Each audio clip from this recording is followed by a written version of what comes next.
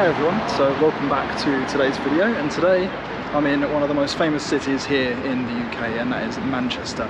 So I'll be spending the day here today just to show you around some of the sights you can see on foot. And I've just come from Piccadilly station, and the place I'm starting the day today is actually a bit of an interesting place. It's called Tib Street, and it's actually known for all of its unique artwork that you can find down the street, as well as many unique shops that you can find down here. There's a few cafes. It's been designed like this to sort of represent the creative spirit of Manchester, I suppose. But back in the 20th century, it actually used to be a place where you could buy all kinds of different pets, like exotic pets, like goldfish, rabbits, but other animals as well, like monkeys. But yeah, lots of creative places, as well as bars and restaurants and pubs, tattoo shops.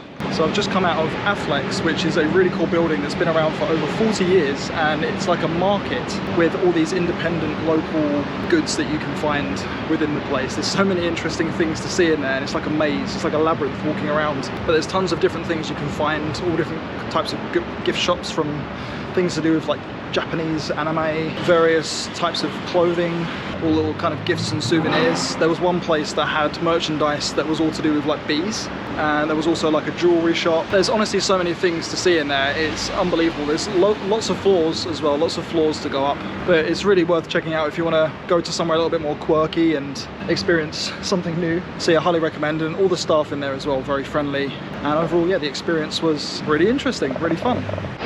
Okay, so next up on the list, just down the road from Tib Street and Afflex, we've actually got Piccadilly Gardens, which is just like a massive open area. We've got a bit of greenery. It's surrounded by a mixture of different buildings, but one of the main things here that I've noticed is really cool is they've got a little street food street with various foods on it. Like they've got Chinese food, they've got cakes, they've got Thai food. Yeah, you've got like this nice statue in the middle. It's surrounded by a mixture of kind of like an older architecture and modern architectures.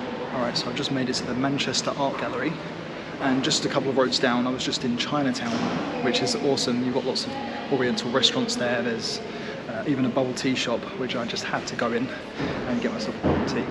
A couple of roads over you've got this Manchester Art Gallery, which is free to enter, so you can just go in and wander around and look at all the different things. There's 3 floors, and there's so many exhibitions here, so plenty of things to see if you're interested in different types of art from different centuries.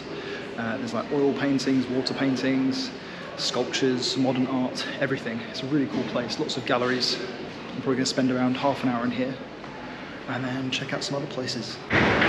Just come outside of the art gallery now, and it's really, really great in there. There is actually a cafe inside as well as a gift shop, and I actually found out that the actual building itself was established in 1823, so it's been around for over 200 years now. And in 2002 it was actually expanded, so they extended the actual building itself. But it houses over 25,000 different pieces of artwork in total, like that's including pictures and ornaments and other things. I'm just on my way to the Tower of Light, but on the way I just saw this building here. I don't know if you can see. I think it's the most impressive building I've seen so far in Manchester. I'm not sure what it is exactly. I'm trying to look on my map. According to my map, it's now a hotel, but I'm sure that it's not always been a hotel. But yeah, nonetheless, it's super impressive. It's huge as well, really huge building.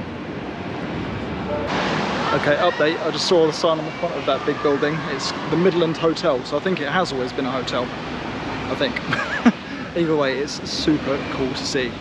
And we've just made it now to the Tower of Light, and its main function is actually to power energy for the civic quarter. So it's designed for giving out renewable energy. It has these like polished reflectors inside the tower which move with the wind, and it reflects sunlight into the structure, and it creates like these light patterns, which is actually super cool. It's like very futuristic. And at night time it has these LED lights that are changing the appearance of the tower every 15 minutes, which unfortunately, because I'm not staying here until night time, I won't be able to see, but still.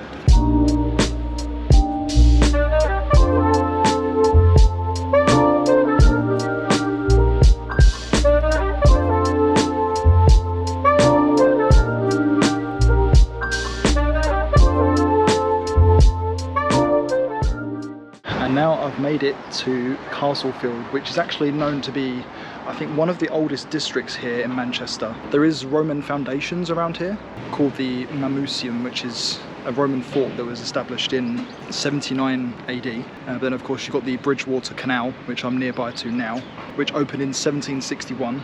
And it was the world's first industrial canal, and it used to transport coal from Worsley to Manchester. And apart from that, you've also got Liverpool Road Station, which was established in 1830, and it's the world's oldest surviving passenger railway station.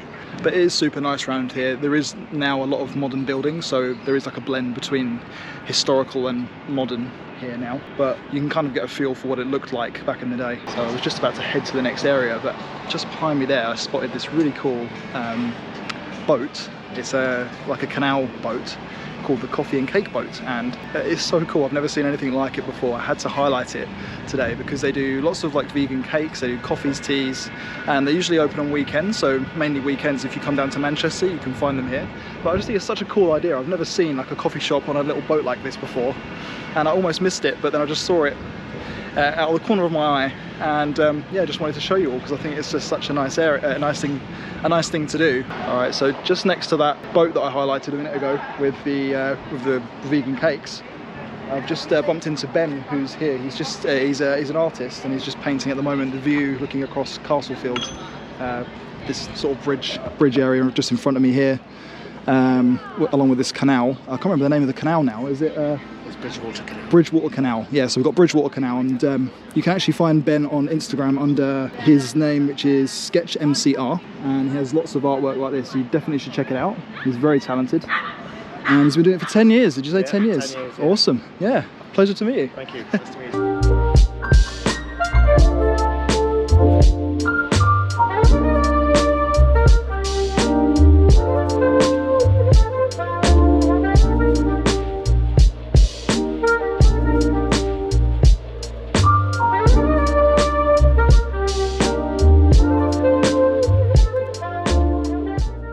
Just been inside John Rylands' library. I wasn't allowed to record in there with the GoPro, but I just want to say it's probably the coolest place I've been into in Manchester so far. It really is out of this world. It's like the Hogwarts of Manchester. It seriously is so impressive. It's a massive library with a collection of books from all different times, and it was established in the 1900s, and it was founded by someone called Enriqueta Augustina Rylands, who was the wife of John Rylands, and she created it in his memory. And the library is now part of the University of Manchester and houses some of the most significant collection of rare books and manuscripts from all around the UK. And the library is known to be one of Europe's finest examples of neo-Gothic architecture as well. And you can see that from just the interior. It literally felt like I was stepping into Hogwarts. Seriously, I cannot express to you how awesome it is in there. You must check this out. It is free to enter as well, so you can just go in there, have a walk around. They've got little exhibition rooms, and it's in Deansgate, in the area of Deansgate in Manchester.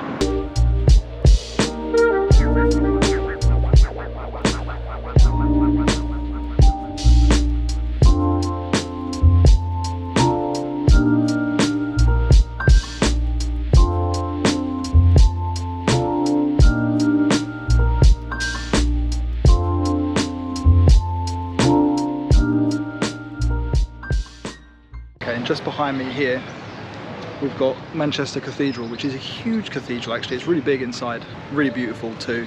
They've got music playing in there, of course, as many cathedrals do. You have all the beautiful stained glass windows, the organ. The cathedral's roots actually date back to 1215, where it started as a parish church, and then in 1421 King Henry V made it into a type of church, and in 1847 the church was designated as a cathedral. And the interior itself is very Gothic, and yeah, you can sort of wander around there for a while. Stunning gardens that surround it as well, and actually just next door to the cathedral we have the Chetums Library, which is where I'm just heading to now. It's just in this direction down here. So we're going to check that out next, as that's also meant to be another cool little place to go. So there is a QR code to go into Chetums Library. It's just here on my left.